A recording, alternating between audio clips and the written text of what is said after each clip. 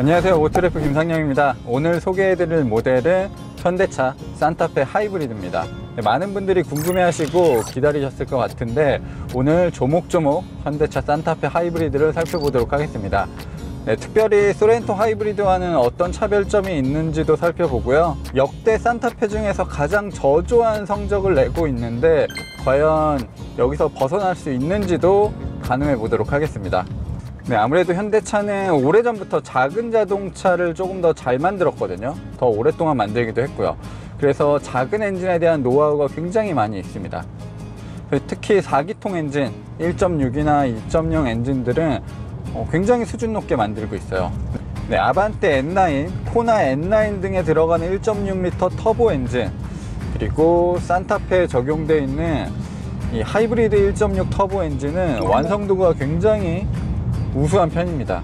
시스템 출력이 230마력 정도 되는데 산타페나 소렌토를 가지고 속도를 즐기시는 분들은 많이 없으실 거잖아요. 그러니까 오히려 적당한 출력과 이 효율을 높인 이 하이브리드 엔진이 굉장히 잘 어울리는 것 같습니다. 아마 이 파워트레인은 머지않아서 현대차 그룹의 주력 파워트레인이 되지 않을까라는 생각이 듭니다. 출력, 엔진의 반응 굉장히 좋은 편이에요. 산타페 하이브리드의 파워트레인은 소렌토 하이브리드를 통해서 이미 경험을 해봤고, 사실 주행 성능에 있어서는 큰 차이가 느껴지진 않습니다. 두 차의 크기도 비슷하고 무게 차이도 크지 않기 때문에 발진 감각이나 가속 성능에 있어서도 산타페 하이브리드가 조금 뒤늦게 출시가 됐지만 큰 차이는 느껴지지가 않아요. 별도의 업데이트가 굳이 필요하지 않았던 거죠. 두 차가 연비 측면에서는 조금 다릅니다. 전륜구동 모델 같은 경우는 연비가 동일한데 4륜구동 모델 같은 경우는 소렌토가 조금 더 좋아요. 하지만 그 차이가 거의 없다고 해도 과언이 아니고요. 그래서 디자인이 가장 큰 차이라고 볼 수 있고요. 차를 구매할 때 옵션 선택을 하는 과정이 살짝 다른 부분도 포인트 중에 하나입니다. 소렌토 하이브리드도 그랬지만 일단 1.6L라는 작은 엔진이 부족하게 느껴지진 않습니다. 이 터보 엔진도 최대 토크가 굉장히 높은 편이고 전기 모터의 도움도 꾸준하게 받고 있는 상황이에요. 굉장히 부드럽기도 하고 조용하기도 하고, 근데 힘이 필요할 때는 전기 모터가 도움을 주기 때문에 초반 가속도 경쾌합니다. 다만 패들 시프트도 적절하게 사용해주면 훨씬 더 좋을 것 같아요. 오르막이 굉장히 긴 구간에서는 일반적인 디젤 SUV보다는 훨씬 더 엔진 회전수를 높게 씁니다. 특히나 주행 모드에 따라서도 영향을 많이 받거든요. 에코 모드 같은 경우는 엔진 회전수를 굉장히 억제를 해줍니다. 거의 억지스러울 정도로 엔진 회전수를 제어해줘요. 그러다 보니까 이런 오르막에서는 상당히 힘이 부족하게 느껴지고 가속도 더디고요. 확실히 주행 환경에 따라서 이런 여러 가지 설정들을 바꿔주시면 조금 더 쾌적하게 주행할 수 있을 것 같아요. 이렇게 언덕을 오를 때 가속이 더딘 느낌을 받는 거는 일단 엔진의 출력보다는 변속기의 영향이 훨씬 더 큽니다. 1.6 터보 하이브리드에 조합되는 6단 변속기가 최근에 나오는 8단 변속기나 듀얼 클러치 변속기에 비해서 로직이 더 정밀하게 느껴지진 않습니다. 주행 모드에 따라서 성격이 크게 달라지는 것 같지도 않고요. 그나마 패들 시프트가 적용되어 있는 건 다행이고요. 변속기의 성능, 변속기의 똑똑함만 더해진다면 정말 완벽에 가까운 파워트레인이 될 것 같아요. 오르막을 힘겨워한다는 것 빼고는 크게 흠잡을 부분이 없습니다. 일단 승차감 굉장히 좋고요. 조용하기까지 합니다. 지금 시승하고 있는 모델은 옆유리, 그리고 2열의 옆유리까지도 이중접합 유리가 사용이 됐거든요. 그런 부분들도 훨씬 개선된 부분이기도 하고, 가솔린 하이브리드 엔진이 적용되다 보니까 파워트레인의 떨림도 실내로 전달되지 않습니다. 1300km 탄 차인데 이 도어 트림에서 살짝 잡소리가 나네요. 떨림들이 느껴지네요. 소렌토 때도 마찬가지였지만 이 산타페 하이브리드 모델도 무게중심이 정말 잘 잡혀 있습니다. 코너가 계속 반복되고 오르막과 내리막이 공존하는 이런 비탈을 통과할 때도 움직임이 굉장히 경쾌해요. 그리고 자동차가 많이 기울어질 만한 곡률을 가진 코너에서도 이전 모델과는 비교가 안 될 정도로 잘 버텨주네요. 네, 승차감도 좋고 방지턱 넘을 때 느낌도 너무나 상쾌합니다. 제네시스 같은 모델도 방지턱을 굉장히 사뿐히 넘는데 우리나라 차들이 진짜 잘 넘거든요. 에어 서스펜션 있는 차들보다도 더 부드러운 것 같아요. 진짜 우리나라에 특화되어 있는 자동차예요. 네, 이제는 현대기아 차를 타면 기본기에 대해서는 굳이 말 안 해도 괜찮을 것 같습니다.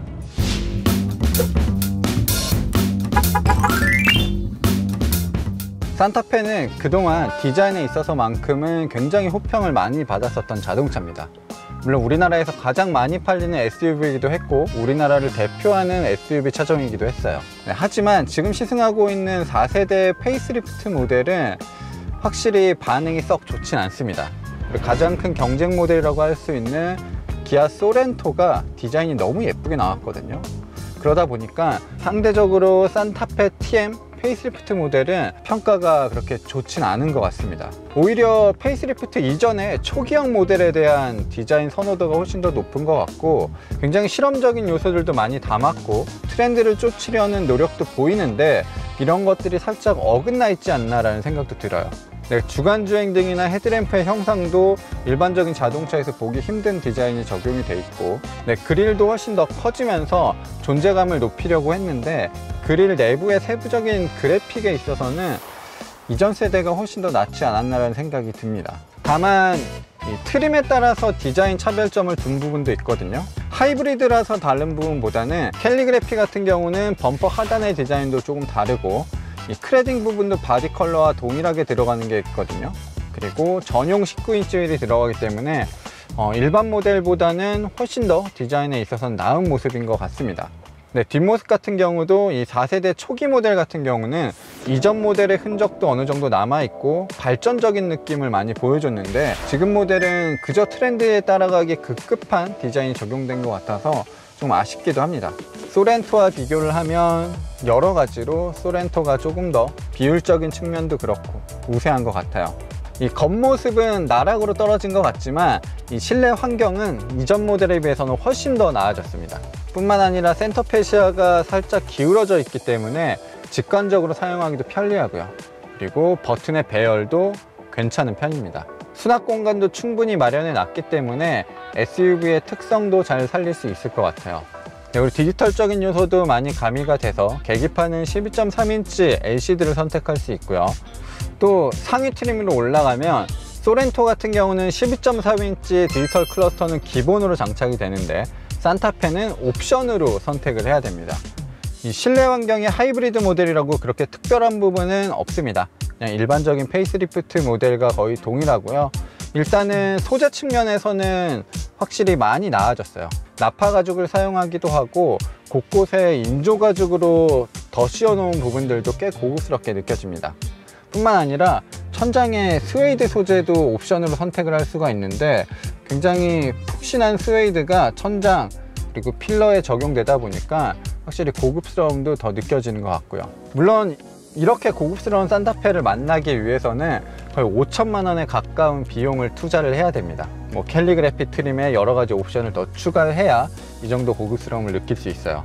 하지만 기본적인 조립 마감이나 이런 부품들의 마감들은 꽤 훌륭한 편이고 공간적인 부분에서도 산타페가 주는 월등함들이 있거든요. 네, 소렌토도 마찬가지지만 넓은 트렁크 공간, 뒷좌석 공간, 그리고 이렇게 뒷좌석을 움직일 수 있는 실용성 부분도 굉장히 좋습니다.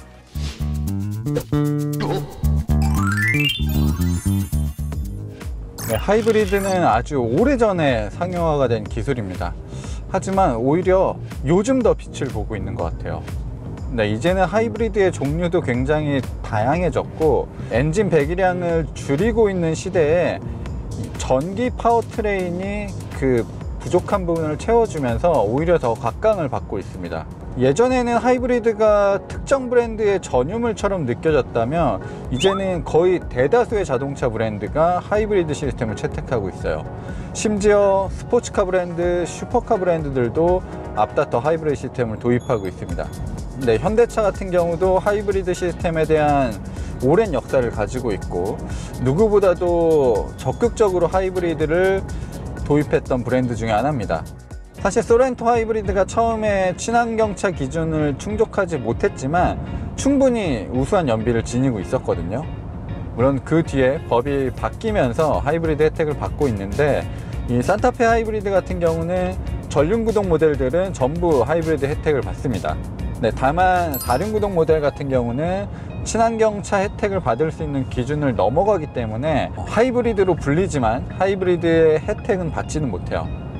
그러니까 체감상 전륜구동 모델과 4륜구동 모델의 가격차가 훨씬 더 커진 셈입니다. 근데 아마 가솔린이나 디젤 모델에서는 4륜구동 모델을 많이 선택하시겠지만 이 하이브리드 모델에서는 4륜구동을 선택하는 비율이 굉장히 낮을 것 같아요.